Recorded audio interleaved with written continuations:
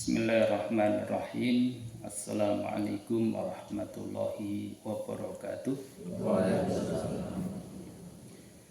Alhamdulillah, wassalatu wassalamu ala rasulillah wa ala alihi wa sahbihi ajma'in. Amma ba'd. Jamaah salat subuh rahimani wa rahimakumullah. Di sini saya akan melanjutkan pembacaan atau membacakan ringkasan kitab Tauhid, masih di bab termasuk perbuatan syirik adalah memakai gelang dan sejenisnya dengan niatan untuk mengusir bala atau sebagai pengusir bala atau bencana. Dalil yang kedua yang dibawakan oleh mu'allif rahimahullah diriwayatkan dari Imran bin Husain radhiyallahu anhu, semoga Allah meridhoinya. Ia menceritakan bahwa suatu ketika Rasulullah Shallallahu Alaihi Wasallam melihat seorang lelaki memakai gelang kuningan di tangannya. Beliau Shallallahu Alaihi Wasallam segera bertanya, "Ma hadihi, untuk apakah benda ini?" Ia menjawab, "Minal wahinah," ya, untuk menolak penyakit. Nabi pun bersabda, "Insiha fa innaha la taziduka illa wahnan fa innaka law mutta wa hiya 'alaika ma aflahta abadan." Rawahu Ahmad bi sanadin la ba'sa bihi. Nabi pun sallallahu alaihi wasallam bersabda, "Lepaskanlah ia," maksudnya gelang kuningan tersebut, "sebab benda itu hanya menambah lemah dirimu. Dan sekiranya engkau mati sedangkan benda itu masih ada padamu, niscaya kamu tidak akan beruntung selamanya." Hadis riwayat Ahmad dengan sanad yang dapat diterima. Baik.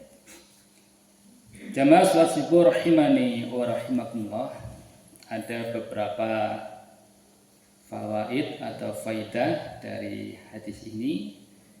Yang pertama yaitu hendaknya seorang mufti, yakni pemberi fatwa, itu meminta perincian masalah yang ditanya. Ya. Jadi ketika seseorang ditanya oleh orang lain, maka hendaknya manakala belum jelas permasalahannya harus ditanyakan secara rinci, ya, terkait dengan tujuannya dan lain sebagainya. Kemudian yang kedua, tujuan suatu perbuatan itu menentukan hukum perbuatan tersebut. Jadi tujuan suatu perbuatan itu menentukan hukum perbuatan tersebut. Ya. Sebagai contoh umpamanya, ya, seseorang membuat sesuatu tempat di mana tempat itu ada niatan untuk jual miras. Maka kalau niatnya seperti itu, ya, membuat sesuatu tempat tersebut haram hukumnya. Karena perbuatan itu menentukan hukum, ya, perbuatan. Ya. Jadi sekali lagi tujuan suatu perbuatan itu menentukan hukum perbuatan tersebut. Kemudian yang ketiga berkenaan dengan tahap-tahap ingkarul mungkar, ya, dalam rangka istilahnya mengingkari kemungkaran. Jadi tahap-tahap ingkarul mungkar, ya, berbeda sesuai dengan kondisi. Jika dapat dirubah dengan lisan, tidak perlu dirubah secara keras dengan tangan. Dan ini tentunya tidak bertentangan dengan hadis, "Man ra'a minkum munkaran falyughayyirhu biyadihi fa illam yastati fa bilisanihi fa illam yastati fa biqalbihi wa dzalika ad'aful iman." Barang siapa di antara kamu melihat kemungkaran, maka hendaklah ia merubahnya dengan tangannya, kalau tidak mampu dengan lisannya, kalau tidak mampu dengan hatinya. Yang demikian itu adalah selemah-lemah iman. Nah, dalam hadis ini Nabi Shallallahu Alaihi Wasallam dengan lisan, ya, walaupun mampu dengan tangan, tetapi dengan lisan terlebih dahulu ini pun juga diperbolehkan, sehingga berkenaan dengan tahap-tahap ingkar mungkar, ya, atau mengingkari kemungkaran, ya, maka dilihat dari situasi dan kondisi yang ada. Artinya apa? Jika dapat dirubah dengan lisan, ya, diomongi, dinasehati seperti itu, ya, ternyata bisa berubah, maka tidak perlu dengan tangan, ya. Kalau tangan kan sudah beda lagi, ya. Ada kemungkaran langsung diambil dan lain sebagainya. Tapi kalau lisan kan hanya bisa nasihat, seperti itu. Kemudian yang keempat yaitu penjelasan tentang kejahilan kaum musyrikin sebelum datangnya Islam, ya. Jadi sebelum datangnya syariat Islam yang dibawa oleh Rasulullah SAW, memang kaum musyrikin itu di atas kejahilan. Jahil artinya bodoh, ya. Jadi jahil terhadap akidah yang benar, ya. Namanya menyembah selain Allah tapi diyakini menyembah Allah. Nah, ini kan kejahilan, ya. Jadi menyembah berhala tetapi mengaku-aku, ya, sebagai mengamalkan syariat Nabi Ibrahim alaihissalam. Nah, ini kan kebodohan. Padahal Nabi Ibrahim alaihissalam itu menyembah Allah Subhanahu wa taala, bukan menyembah berhala. Nah, seperti itu. Kemudian berikutnya yaitu haramnya berobat dengan sesuatu yang haram, ya. Haramnya berobat dengan sesuatu yang haram, ya. Apa contohnya? Sesuatu yang haram itu, ya, nyuwun ngapunten, air kencing, ya. Air kencing itu kan najis, ya. Namun sebagian orang berpandangan kalau belen maka raup dengan air kencing, nah, itu.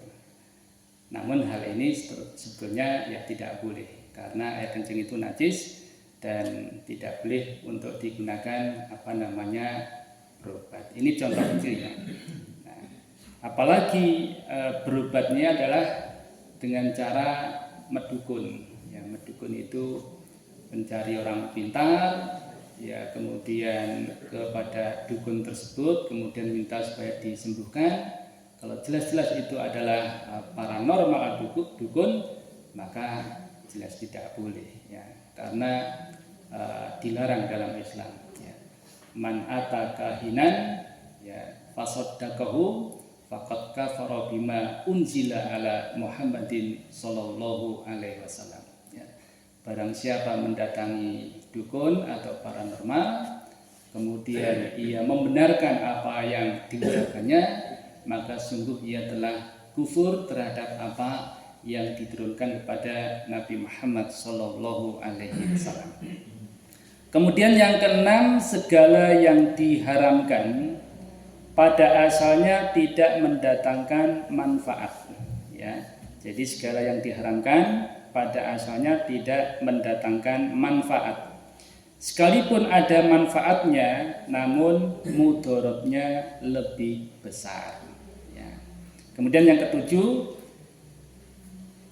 seseorang tidak mendapat uzur.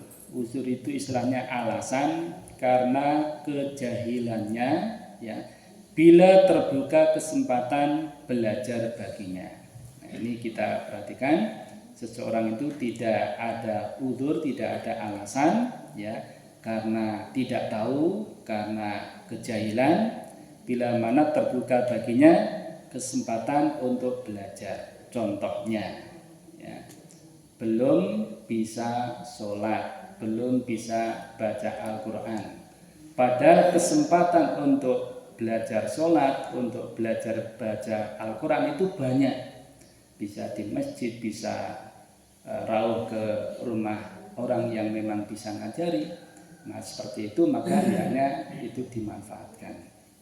Jangan sampai kita nanti di akhirat ditanya oleh Allah, ya kenapa Bapak Ibu tidak sholat? Saya nggak bisa sholat, kenapa tidak belajar? Ya, nanti dikhawatirkan ada pertanyaan seperti itu, bingung kita menjawabnya. Ya, tentunya berbahaya sekali manakala tidak bisa sholat tapi tidak belajar sholat. Ya. Kemudian yang terakhir, semua amalan itu tergantung dengan apa ia menutupnya. Jadi semua amalan, ya amalan kita, amalan seorang itu tergantung dengan apa ia menutupnya. Oleh karena itu kita tidak boleh jumawa, tidak boleh sombong. Ya, dumeh kita sering ke masjid, kemudian kita sombong, ya menghina yang belum ke masjid, umpamanya ini juga nggak boleh. Karena apa? Endingnya kita itu juga belum tahu. Ya. Harapannya kita semuanya adalah istiqomah. Ya.